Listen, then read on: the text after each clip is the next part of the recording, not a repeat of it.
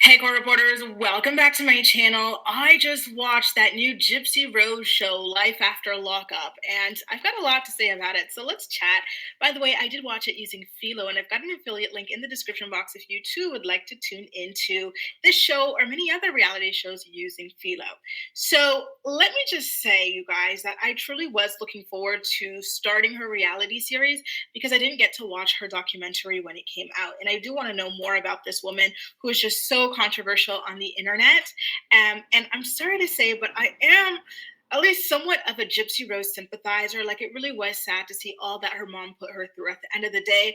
Although she did something bad, it was in reaction to being pretty much tortured her entire life as, a victim of Munchausen's by proxy. And so I kind of feel like sometimes people forget that when they condemn her. Like, I feel like it's a little bit more gray than people on either side of the fence give it credit for being.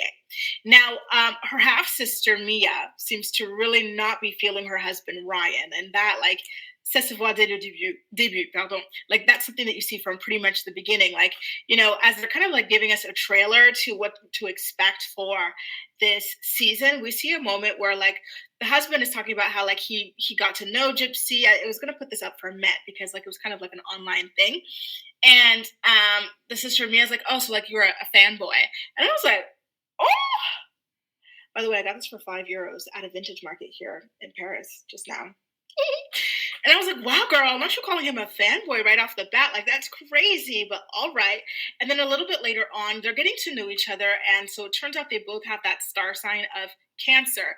And so Ryan's like, oh, what? All right, all right. Like, we're going to get along just fine. And Mia ignores him. I'm like, oh. And then there's another moment where they're talking about bringing home this cake. And the stepmom is like, oh, what type of cake does Gypsy like? And so me and the mom, they're like, oh, it's like a vanilla cake.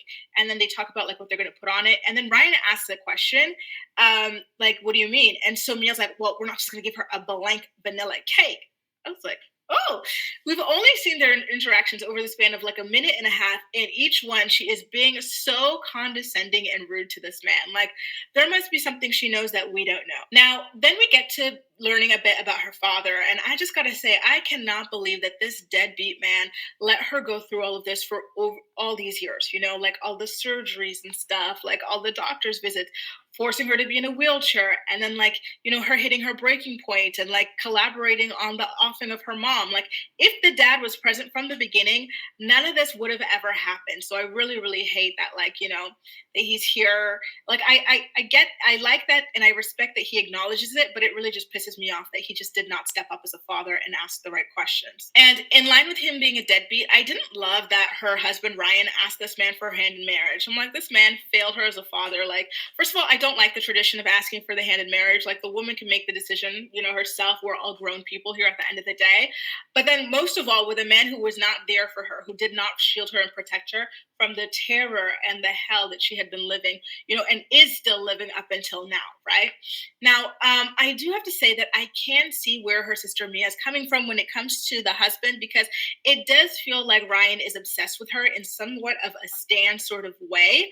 And, then the dad makes his comment about how he's like, don't try anything funny with my daughter. Like, I've got a lot of pew pews, It's like, oh, again, like, it seems like the family is seeing something here, you guys. We get to see a little bit more of the dad, and in this part, he does acknowledge, like, being a deadbeat and, like, regretting that he wasn't there for his daughter. And so I do believe that he is being sincere there.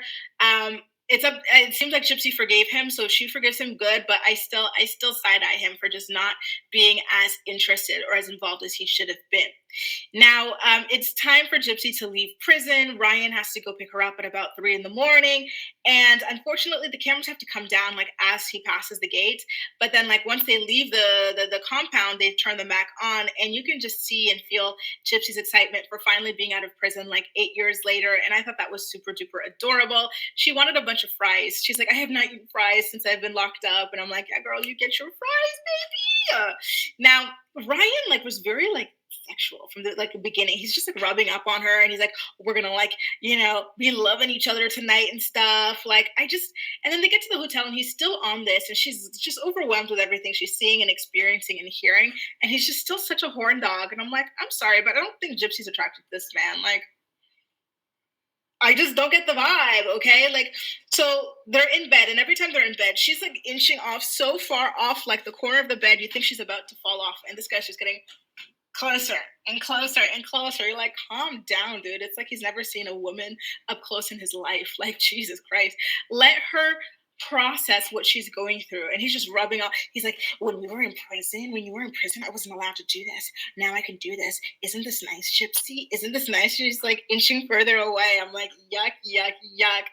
So the next morning, she takes her first selfie, and Ryan and asked Ryan how to text people back. She's receiving text, she doesn't know how to text back. And I thought that was so cute. And she's like, wow, look, these things are so smart. Like, when you type I am going to that, it'll like put movies, park, like it'll try to finish your sentence. Wow, that's crazy. And it's just so crazy how many things we take for granted in our day-to-day life, right? That like she's just experiencing for the first time and everything. And we find out also thanks to the producer who asked them, but they consummated their marriage last night, which I'm sure Ryan was super thrilled about. And I know that Gypsy said his D was fire, but again, I do not believe she's genuinely attracted to this man. But I digress. She does claim it's fire, but you just in her eyes and in her body language, it just feels very like, oh, let me like grin and bear it sort of vibes. But Ryan bought her some sort of hooker boots that did not zip up all the way. I guess her calves, or like maybe like the shoe itself was just not working for her size. And so they have to go to Broadway Shoes the next day in order to get her shoes that fit. And so there's a lot of paparazzi out there. And I did wonder how they found them. I'm like, is Ryan secretly tipping off the paparazzi? Is Gypsy? Like, how do they find them all the way out there? And so she comes out with proper, comfortable sneakers. Like the difference between the shoes she went in with and the shoes she left with, night and day. This is where I start to get some red flags about Ryan, like, and his like potential anger issues, potential control issues. So as they're driving to like where the family is, the parole officer calls to check in, and he's telling her like, oh, like I heard through the press that you're going to the Kansas City Chief game. Like, you're not supposed to do that. Like, you're supposed to go from Missouri to Louisiana directly, blah, blah, blah. And then he just keeps on like, but he's driving while she's on the phone with speakerphone. And he just keeps on butting into the conversation. She keeps telling him to back off. It's like, stop making this a bad situation. They can send her back to prison like this. We do not need you backseat goosing in on this situation. It's between her and her parole officer and potentially her lawyer if her lawyer chooses to get involved or is needed, right, is necessary. And it's just, and at a certain point he even tried to physically take the phone from her to speak to the officer himself and give him a piece of his mind. And I'm like, dude, you're gonna make this worse for Gypsy. Stop. So I'm happy that Gypsy held her ground and like didn't give him the phone. But on the other hand, this parole situation sounds so difficult. It's like being in prison but like free at the same time, like a hybrid sort of model. I would call it a remote prisoner, if you will. Like, just not fun at all. Very, very restricting. Like, the poor girl couldn't even go to that Kansas City Chiefs game despite clearing it with parole. But here's the thing, she should have kept it quiet. Why did anyone even know that this is what she was going to do, right? Like, the reason why this has become so difficult is because they are so media obsessed.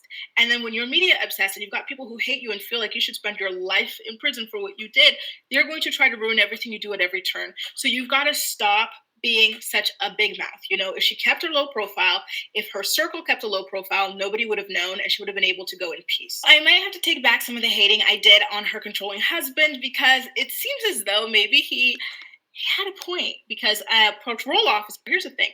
Gypsy Rose has parole officers in two different states, one in Missouri, and I think that's where she was held, and one in Louisiana, which is where she's going to go to serve out her parole and just live her life close to her family, right? So I don't know which one from which state called at this point. I think it's the one from Louisiana to say, listen, go ahead and do your Kansas City game because this is holiday time, by the way. She got released on like the 26th. They're like, okay, well, we're not even going to be open until the 3rd in order to process you. And this game is like New Year's Eve or something like that. So go ahead and do that and then come to us on the 3rd.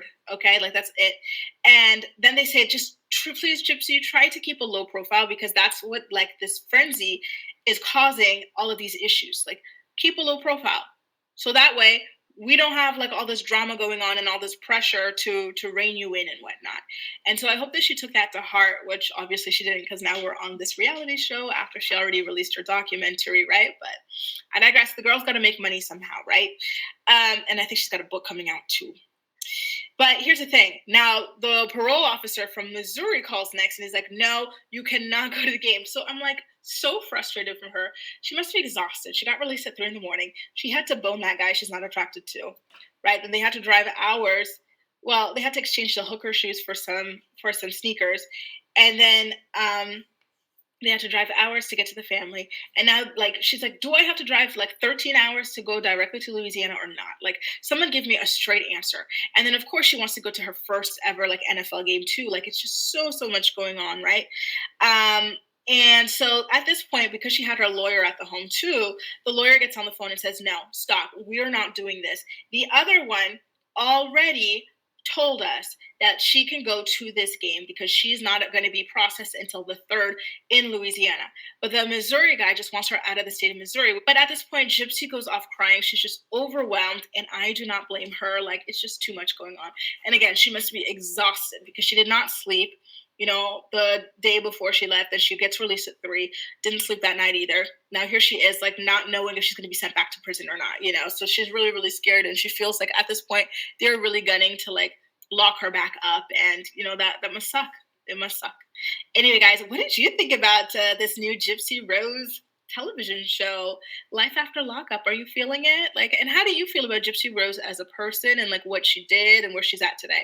Because I think there are also people who are like, okay, I can understand what she did, but at the same time, I don't like how publicized she is. But unfortunately, in today's world, being online and being publicized and being on TV and stuff is the best way to make money when you don't really have other like or even if you do have other tangible skills, but like it's still the best way to make good money. And Gypsy needs that. She doesn't have an education, she doesn't have any work experience. I think she's like 30 now, 30 something. Like this is how she's going to make a living until she figures out what to do. Maybe like the money she makes from the shows, documentaries, books and whatnot, maybe that's going to finance her getting an education and then going down the traditional route and keeping a low profile. I don't know.